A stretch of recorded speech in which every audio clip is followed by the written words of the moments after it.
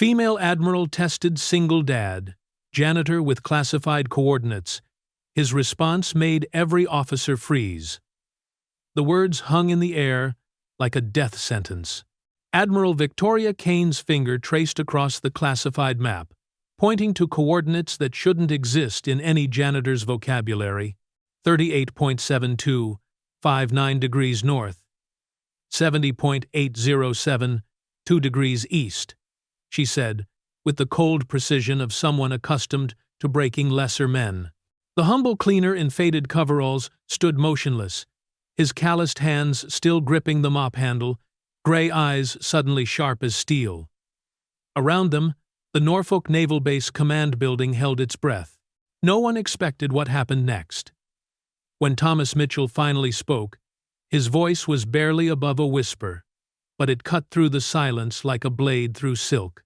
Kunar Province, approximately 40 clicks northwest of Forward Operating Base Blessing. The mop clattered to the floor. Someone's coffee cup shattered against concrete. In that instant, every officer in the hallway realized they weren't looking at a janitor anymore. They were staring at a ghost. A legend they thought had died in the mountains of Afghanistan 8 years ago. And Admiral Kane, who had spent 5 minutes mocking this quiet man, felt her world tilt off its axis. As she understood, she had just awakened something the Navy had tried very hard to forget. The morning fog clung to Norfolk Naval Base like a gray shroud, muffling the sounds of boots on concrete and the distant rumble of aircraft engines.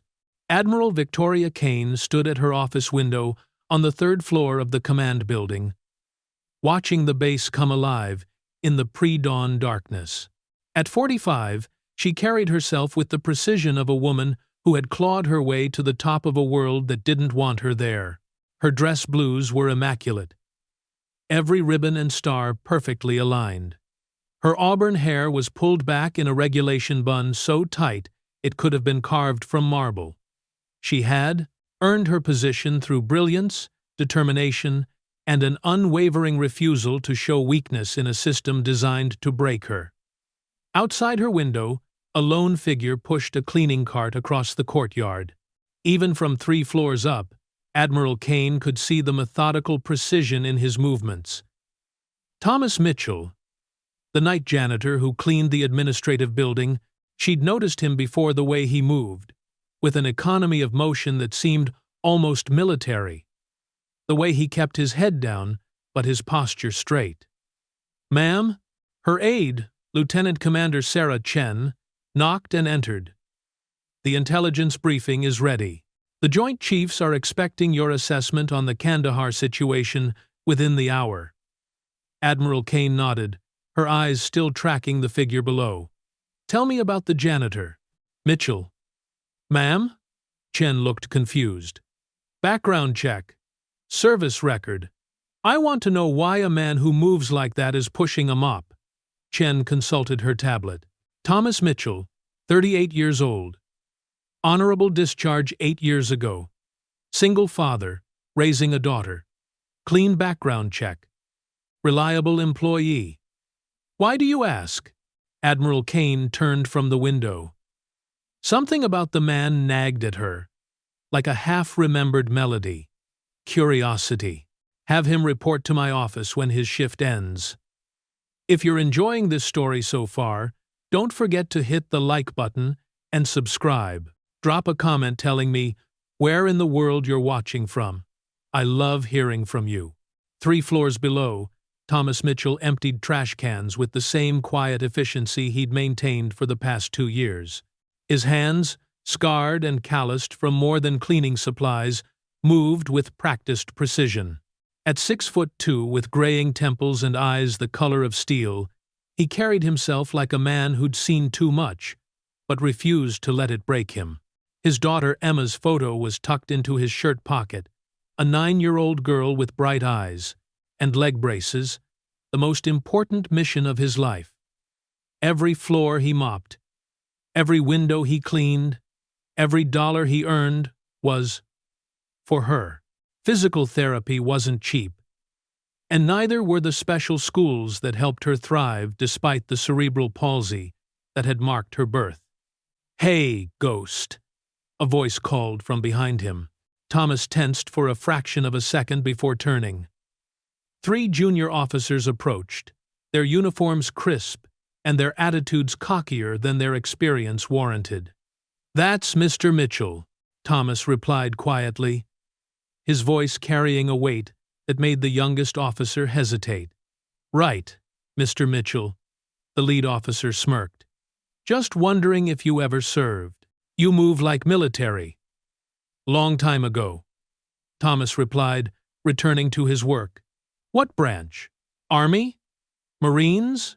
The officer's tone was mocking now, playing to his audience. Thomas straightened slowly, his gray eyes meeting the young man's gaze directly. Navy. Something in that single word, delivered with quiet authority, made all 3 officers unconsciously straighten their postures. Thomas had learned long ago that sometimes the truth was a weapon too dangerous to fully deploy. "Rate?" the officer pressed, his bravado faltering slightly. "Classified," Thomas replied, and turned away. The officers exchanged glances, unsure whether they'd just been dismissed by a janitor or something else entirely. They moved on, but their whispered conversation followed them down the hallway. At 0600 hours, Thomas Mitchell knocked on Admiral Kane's door. Her voice called for him to enter, and he stepped into an office that spoke of power and purpose. Maps covered one wall, marked with colored pins and classified designations. Her desk held stacks of files with red, top-secret stamps. Admiral Kane studied him from behind her desk. Up close, she could see the barely visible scar along his left jaw, the way his eyes automatically catalogued the room's exits, the stillness that only came from extensive training. "Mr. Mitchell," she began, her voice measured. "Thank you for coming." "Ma'am." He stood at a relaxed attention that wasn't quite civilian, wasn't quite military. "I've been watching you work. You're thorough." "I take pride in my work, ma'am." Admiral Kane leaned back in her chair. "I'm sure you do. I'm sure you do. Tell me about your service." "Honorable discharge 8 years ago, ma'am. That's all that's relevant." She smiled a sharp, calculating expression. "I find that men who say their service is classified usually drove supply trucks or peeled potatoes." Thomas said nothing. Admiral Kane stood and walked to her map wall. "You know what I think, Mr. Mitchell? I think you're another veteran who inflates his service record to impress people, claims he was Special Forces or some such nonsense." Her finger traced across a map of Afghanistan, stopping at a remote coordinate. "For instance, I bet you've never even been to these coordinates." She pointed to a position, marked in red. 38.725, 9 degrees north, 70.807, 2 degrees east. The change in Thomas was subtle but immediate. His breathing shifted almost imperceptibly, his eyes fixed on the map with laser intensity. When he spoke, his voice carried a weight that made Admiral Kane's chest tighten. "Kunar Province. Approximately 40 clicks northwest of Forward Operating Base Blessing." They required clearance she was certain a janitor wouldn't have. Thomas continued, his voice taking on a distant quality. "Is mostly granite, steep gradients ranging from 60 to 80 degrees, limited landing zones. The locals called it the place where eagles fear to nest." "Stop," Admiral Kane whispered, but Thomas continued as if he hadn't heard her. June 15, 2014. Operation Silent Thunder. Primary objective: extract high-value intelligence asset from Taliban stronghold. Secondary objective: eliminate key leadership targets. His eyes met hers directly. The mission went dark when our insertion bird took RPG fire 2 clicks from the LZ. Admiral Kane's face had gone pale. Operation Silent Thunder was so highly classified that fewer than 20 people in the entire military knew its designation. "Who were you?" she breathed. Thomas was quiet for a long moment.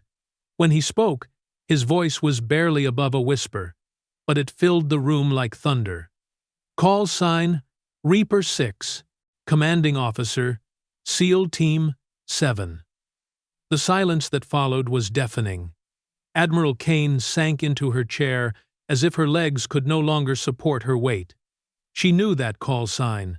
Every naval officer above a certain clearance level knew that call sign, Reaper 6, had led the most successful direct action mission in the Afghan theater. He'd brought his entire team home alive after their helicopter crashed in enemy territory, completed the primary mission, and eliminated 17 high-value targets.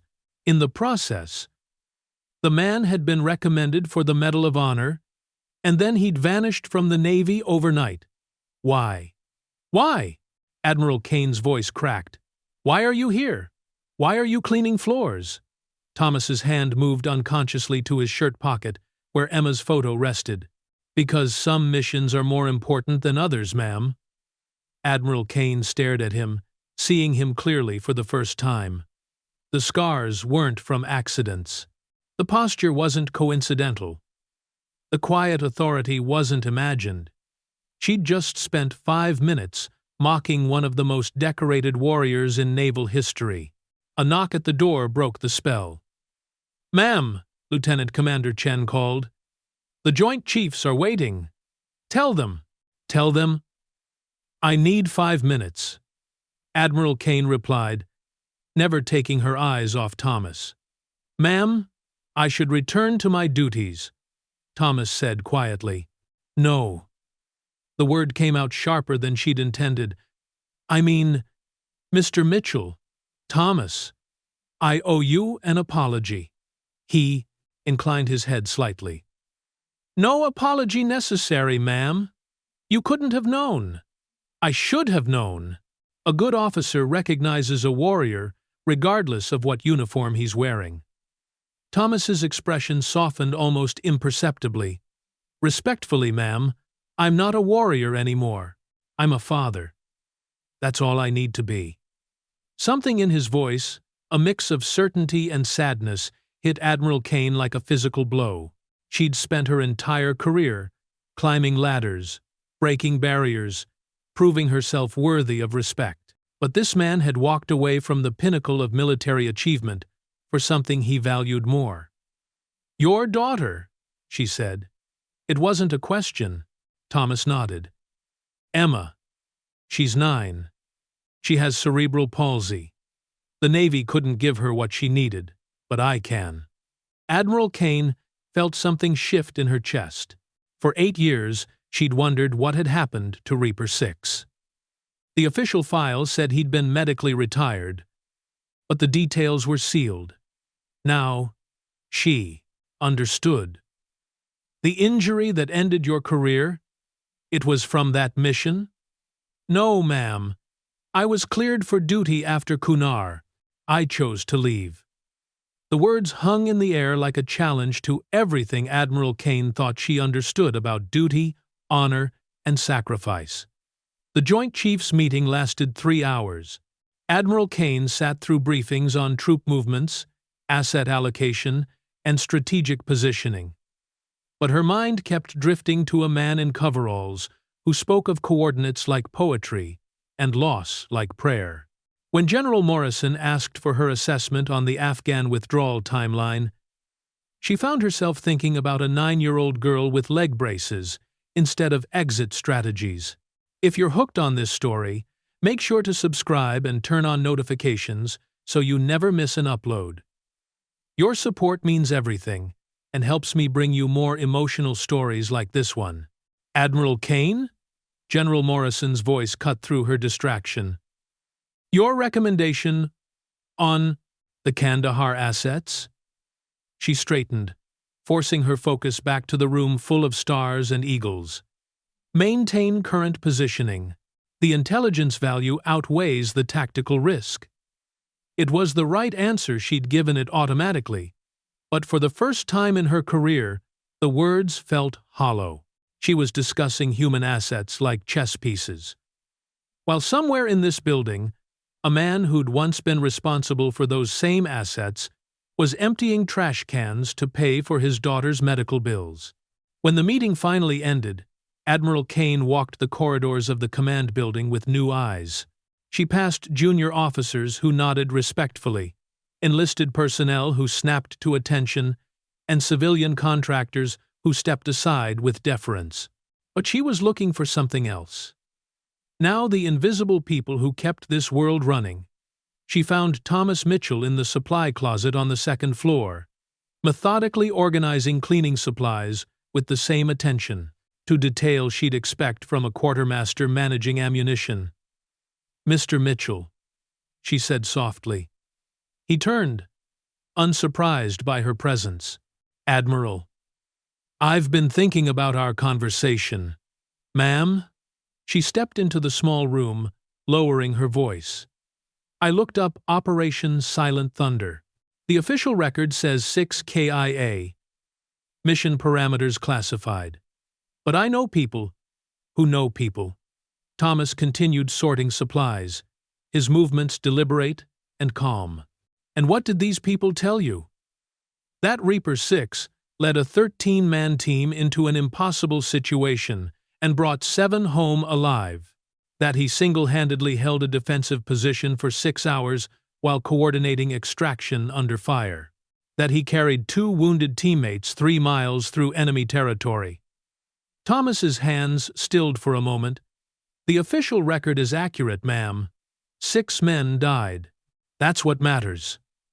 "What matters," Admiral Kane said carefully, "is that you saved 7 lives that night." "I failed. 6 families." His voice was barely above a whisper, but it carried the weight of years, including my own. The silence stretched between them. Admiral Kane found herself studying his profile, the set of his jaw, the way he held tension in his shoulders, the careful control in every movement. "Your wife," she said gently. "Sarah." The name came out like a prayer. She was 8 months pregnant when I deployed for that mission. Emma was born 3 weeks early while I was recovering from my injuries. Sarah died from complications during delivery. Admiral Kane felt something crack in her chest. "I'm sorry. I missed the birth. I missed her death. I was in a military hospital in Germany, arguing with doctors about when I could return to active duty." He finally looked at her, his gray eyes holding a pain so deep it made her breath catch. "When I finally made it home, I was holding my daughter for the first time at her mother's funeral. The supply closet suddenly felt too small. The air too thin. Admiral Kane had commanded men in combat, had made decisions that cost lives and saved others, but she'd never seen loss laid this bare. Emma was born with cerebral palsy," Thomas continued. "The doctors said it might have been prevented if I'd been there. If Sarah hadn't been stressed about deployment. If. He resumed organizing supplies, using the task to maintain his composure. "The Navy offered me a desk job. Pentagon assignment. Fast track to 06, maybe higher. But you left. Emma needed a father who was present, not a father who was important." He paused.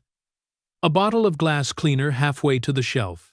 Every night, when I put her to bed, she asks me to tell her about her mama. And every night, I have to explain that Daddy was away fighting bad guys when Mama went to heaven." Admiral Kane leaned against the doorframe, feeling the weight of command differently than she ever had before. "So, you became a janitor. I became available. The job doesn't matter, the hours do. I work when Emma's asleep. I'm home when she's awake. I take her to physical therapy, help with homework, make her breakfast. The Navy taught me to lead men into battle. Emma taught me that sometimes the most important mission is just showing up." Something shifted in Admiral Kane's expression. Growing up as an admiral's daughter, she'd understood duty as absence disguised as honor. Her father had missed birthdays, holidays, school plays, all in service to the greater good. She'd followed the same path, convinced that sacrifice was the price of significance. How old is Emma now? 9, last month. She's in 4th grade, honor roll every semester. She wants to be a marine biologist. Thomas's voice softened when he spoke about his daughter. She says dolphins are just mermaids who chose to be smart instead of pretty. Admiral Kane found herself smiling despite the heaviness in her chest. She sounds remarkable. She is. She's also waiting for me at home with a science project about ocean currents. We're building a model of the Gulf Stream using blue jello and food coloring. You should go. Thomas checked his watch. I have 2 more floors to finish. I'll handle it. The words came out before Admiral Kane had fully thought them through. Thomas turned to face her fully. All, ma'am? I said, I'll handle it. Consider it an order from your commanding officer. With respect, Admiral, you're not my commanding officer. Then consider it a request from someone who's just beginning to understand what you gave up. Thomas studied her face, reading something there that made him nod, slowly. Thank you, ma'am. As he gathered his things, Admiral Kane found herself asking, The nightmares, do they ever stop? Thomas paused at the door. No, ma'am, but Emma has nightmares too, about doctors and hospitals and surgeries. When she wakes up scared, I hold her until she feels safe again. Turns out, that works for both of us. He left Admiral Kane standing in the supply closet, surrounded by mops and bottles of industrial cleaner, feeling smaller and larger than she ever had in her corner office. That evening, Admiral Kane found herself driving through the residential area near the base, a neighborhood of modest homes with small yards and chain-link fences. She told herself she was just taking a longer route home, but she knew she was looking for something. She found it on Maple Street. A small white house with a wheelchair ramp leading to the front door, and a yard full of colorful pinwheels spinning in the evening breeze. Through the kitchen window, she could see Thomas Mitchell kneeling beside a young girl at a table covered with blue jello molds and scientific diagrams. Emma Mitchell had her father's gray eyes, but where his held the weight of war, hers sparkled with curiosity and joy. She was explaining something with animated gestures, while Thomas listened with the focused attention of a man receiving a mission briefing. Admiral Kane watched them for longer than she should have, this father and daughter team conducting their own version of oceanographic research. The scene was so far removed from the world of classified briefings and strategic planning that it felt like looking through a window into an alternate universe. Her phone buzzed with a text from her aide. Dinner with Congressman Bradley confirmed for 1,900 hours. Strategic Defense Budget Discussion. Admiral Kane stared at the message, then at the house where a decorated war hero was helping his disabled daughter understand ocean currents using kitchen supplies and unconditional love. She typed back, Reschedule. Family. Emergency. It wasn't technically true, but it wasn't technically false either. Something fundamental had shifted in her understanding of what constituted an emergency. The next morning, Admiral Kane arrived at the office earlier than usual. She'd spent the night reading everything she could find about Thomas Mitchell's service record. The classified files painted a picture of a warrior so gifted that his commanding officers had recommended him for every special operations school the Navy offered. He'd graduated first in his class from Bud S., excelled at Sayre School, and completed advanced training in everything from close-quarters combat to deep reconnaissance. His mission success rate was unprecedented. His leadership evaluations were flawless. And then, after Operation Silent Thunder, he'd walked away from all of it. Lieutenant Commander Chen knocked and entered with the morning briefing materials. Ma'am, I have the personnel files you requested. Thank you. Chen, Do you have children? The aide looked surprised by the question. No, ma'am. My husband and I are focusing on our careers right now. Admiral Kane nodded absently. When you were growing up? Was your father present? Ma'am? Was he home for dinner? Did he help with homework? Did he know the names of your friends? Ah, friends? Ah, if you're hooked on this story, make sure to subscribe and turn on notifications so you never miss an upload. Your support means everything and helps me bring you more emotional stories like this one. Chen shifted uncomfortably. My father was a Navy captain, ma'am. He served his country. That's not what I asked.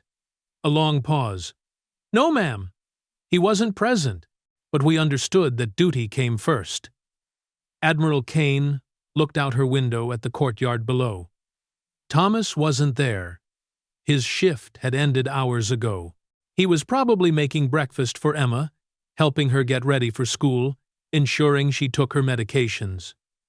Chen, I want you to draft a memo. All department heads, classified.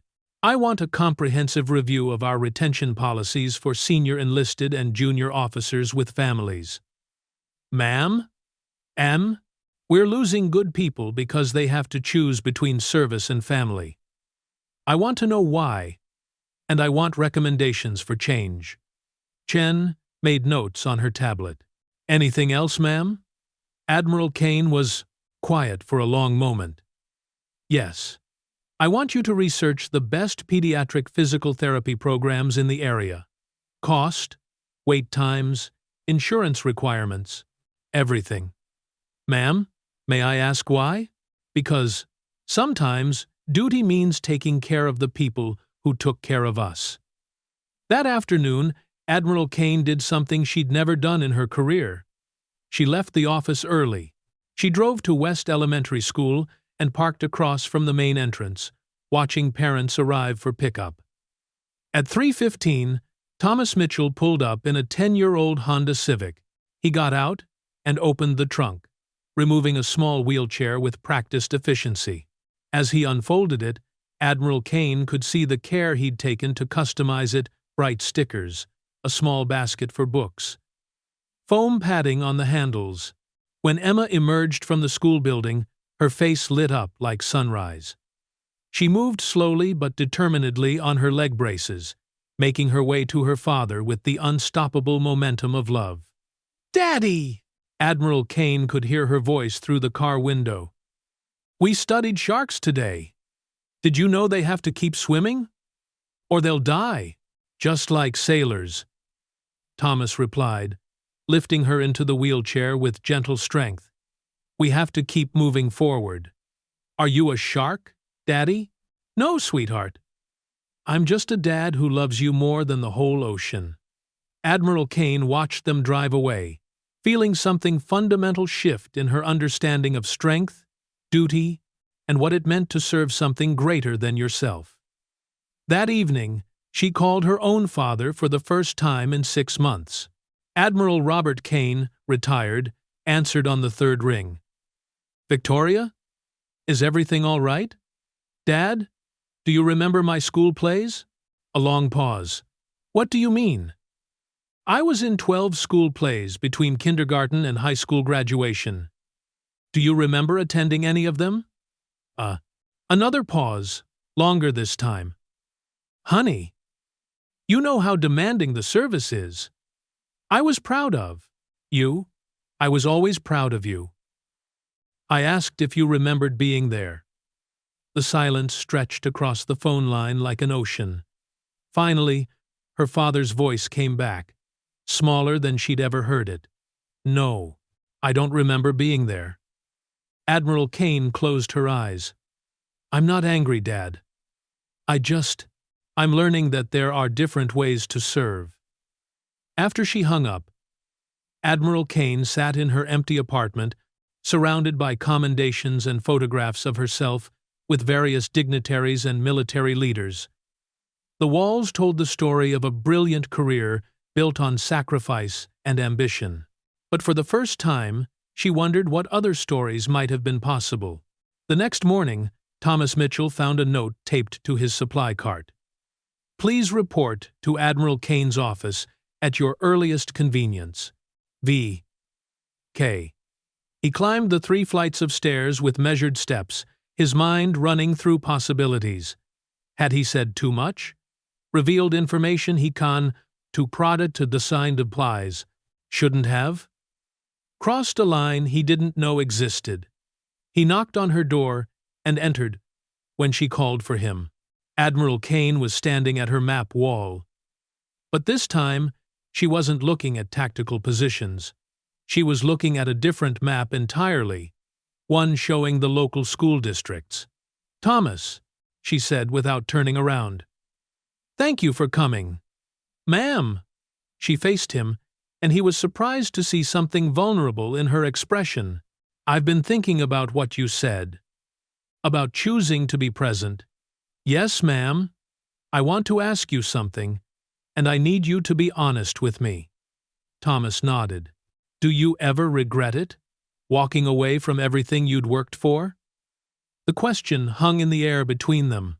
Thomas was quiet for a long moment, considering not just the words, but the person asking them. "Every single day," he said finally. "And never once." Admiral Kane blinked. "I don't understand. I regret that 6 men died under my command. I regret that. Emma will never know her mother. I regret that I can't give my daughter everything she deserves." He paused. "But I've never regretted choosing her. Not once, not for a second." Something in Admiral Kane's chest loosened, like a knot finally coming undone. "I have a proposition for you," she said carefully. "But first, I need to know, what does Emma want to be when she grows up?" Thomas smiled. The first real smile Admiral Kane had seen from him. "She wants to study dolphins and whales. She says if she can't run like other kids, at least she can swim like them." Admiral Kane turned back to her desk and picked up a folder. "The Naval Research Laboratory has an opening for a civilian contractor. Marine biology research, specifically cetacean behavior and communication. The position requires someone with operational experience and security clearance." Thomas frowned. "Ma'am, I appreciate the thought, but the schedule is flexible. Research can be conducted remotely when necessary. The pay is triple what you're making now." She paused. "And they offer the best family health insurance in the federal system." Thomas stared at her. "Why?" "Because talent like yours shouldn't be wasted mopping floors. Because Emma deserves every opportunity to chase her dreams. And because maybe it's time the Navy figured out how to keep its best people." The silence stretched between them, weighted with possibility. "There's one more thing," Admiral Kane added quietly. "The position would require you to maintain a security clearance, which means some people would know exactly who you are." Thomas considered this. "And you think I'm ready for that?" "I think Emma's ready for a father who doesn't have to hide who he was, to be who he needs to be." Thomas looked out the window at the base courtyard, where a new generation of sailors was learning to serve their country. Then he thought about Emma, waiting for him to pick her up from school, excited to tell him about whatever new thing she'd learned about the ocean that day. "I'd need to discuss it with Emma," he said, finally. Admiral Kane smiled. "I wouldn't expect anything less." As Thomas turned to leave, Admiral Kane's phone rang. She glanced at the screen, and her face went pale. "I have to take this," she said, stepping into the hallway. Through the glass office wall, Thomas could see her posture change as she listened to whoever was on the other end of the call. Her shoulders straightened, her jaw set, and when she returned to the room, the warmth had drained from her eyes. "I'm sorry," she said tersely. "Something's come up. Thomas, report to Dr. Chen at the research lab tomorrow at 0800. We'll continue this discussion later." She left without another word, her stride sharp and purposeful.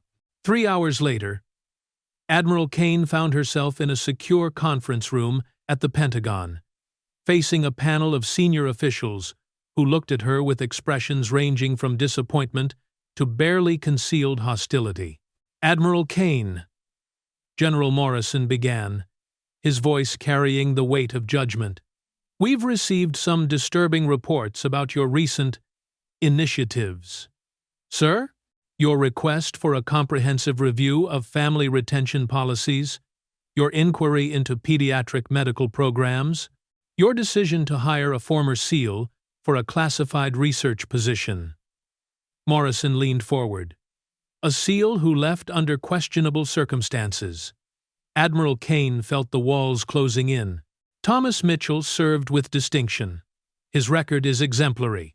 His record," said Rear Admiral Barbara Stevens, "shows a pattern of insubordination and emotional decision-making that culminated in the loss of 6 good men." The lie hit Admiral Kane like a physical blow. She knew the truth about Operation Silent Thunder, knew that Thomas had saved 7 lives under impossible circumstances, but the truth was classified, and the lie was convenient. "That's not accurate," she said carefully. "Are you questioning the official record, Admiral?" General Morrison's voice carried a clear warning. The room fell silent. Admiral Kane understood the game being played. Challenge the narrative and risk her career. Accept the lie and betray everything she'd learned about honor, sacrifice, and what it meant to serve. "Sir," she said slowly, "I've reviewed all available materials.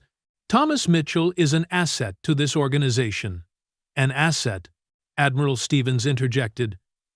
"Who's influenced you to abandon your professional judgment in favor of sentimentality?" The accusation hung in the air like smoke from a fired weapon.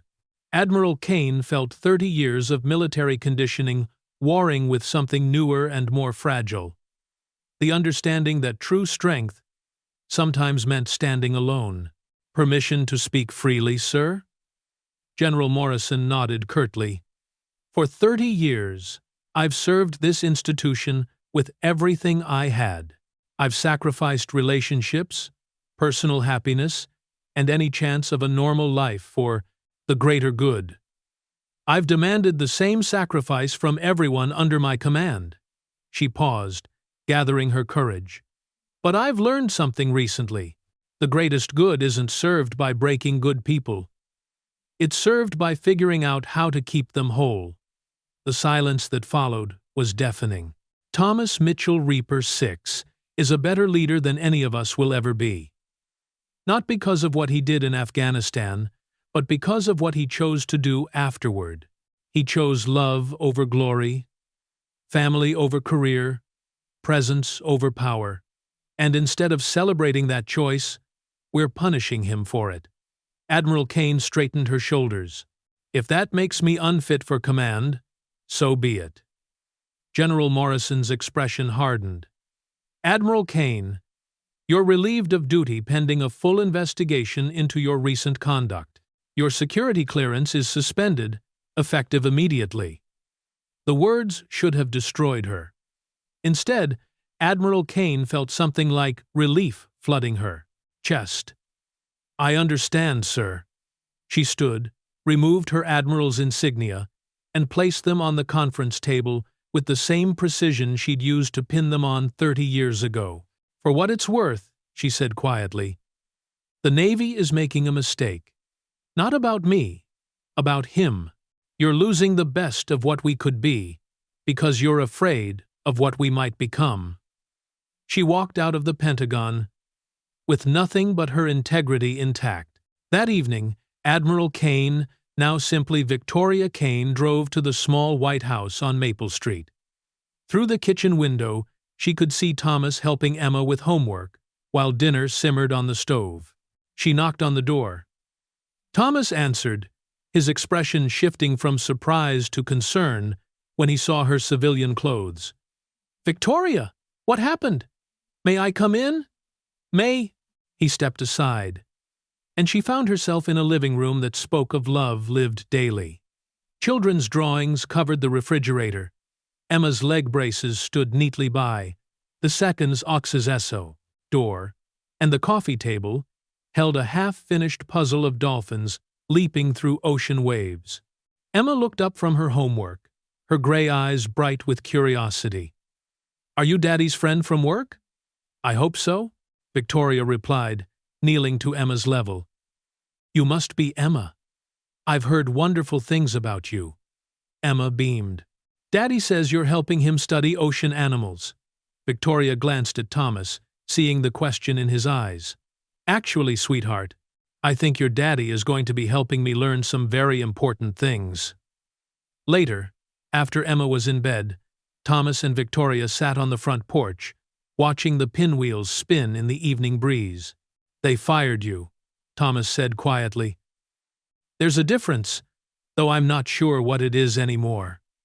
Thomas was quiet for a long moment. "I'm sorry. You shouldn't have had to pay that price." Victoria shook her head. "You know what I realized today? I've spent my entire career afraid of making the wrong choice.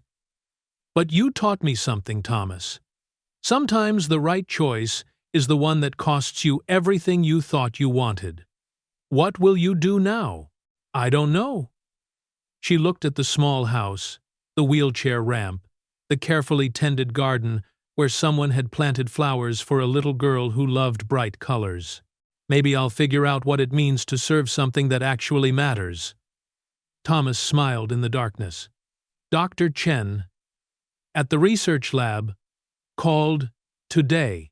The position is still available, if you're interested.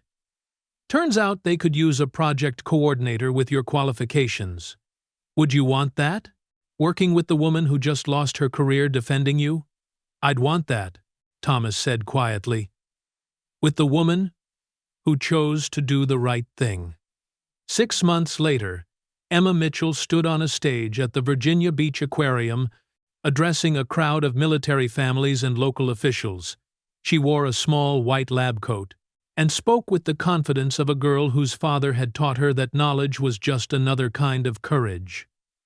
"Dolphins use echolocation to navigate and communicate," she explained, her voice clear and strong. "They send out sounds and listen to how they bounce back. It's like seeing with your ears." In the audience, Thomas Mitchell watched his daughter with the pride of a father whose most important mission was succeeding beyond his wildest dreams. Beside him, Victoria Kane, now Dr. Victoria Kane, civilian marine biologist, took notes on Emma's presentation. She'd discovered that teaching young people about ocean conservation felt more meaningful than any strategic briefing she'd ever given. "You know," Victoria whispered to Thomas, "she's right about echolocation. Sometimes you have to send something out into the darkness and trust it will come back to you." Thomas smiled, thinking about the choice he'd made 8 years ago to leave everything behind for love, and the choice Victoria had made 6 months ago to do the same. "And sometimes," he replied, watching Emma point to a chart showing whale migration patterns, "what comes back is better than anything you sent out." In the dolphin habitat behind the stage, a pod of Atlantic bottlenose dolphins glided through the blue water, their sleek forms moving with the same precision and purpose that had once guided a SEAL team through hostile waters and an admiral through the corridors of power. The difference was that now, instead of navigating toward war, they were all swimming toward something that looked remarkably like peace. Emma finished her presentation to enthusiastic applause and bounded off the stage toward her father and Victoria, her leg braces clicking against the floor with the rhythm of someone who had learned that moving forward was more important than moving fast. "Did you hear?" she said breathlessly. "The aquarium wants to name me their youngest junior researcher. I get a badge and everything." Thomas lifted her into his arms, feeling the weight of joy that came from choices made with love instead of fear. "I'm proud of you, sweetheart." "We both are," Victoria added, and meant it with a depth that surprised her. As they walked out of the aquarium together, a former SEAL, a former admiral, and a 9-year-old girl who wanted to save the oceans. None of them looked back at the lives they'd left behind. Sometimes legends end not in glory, but in the quiet satisfaction of work well done, love freely given, and the knowledge that the most important battles are won not on distant shores, but in living rooms and school auditoriums, and small moments when someone chooses to show up. The greatest victories, Thomas had learned, weren't measured in medals or promotions. They were measured in bedtime stories, homework help, and the sound of a child's laughter echoing through a house that had finally learned what it meant to be a home. Thank you so much for watching. Until 12 about the end. If you loved this story, check out the other videos on your screen now. I think you'll really enjoy them. And don't forget to subscribe if you haven't already. See you in the next story.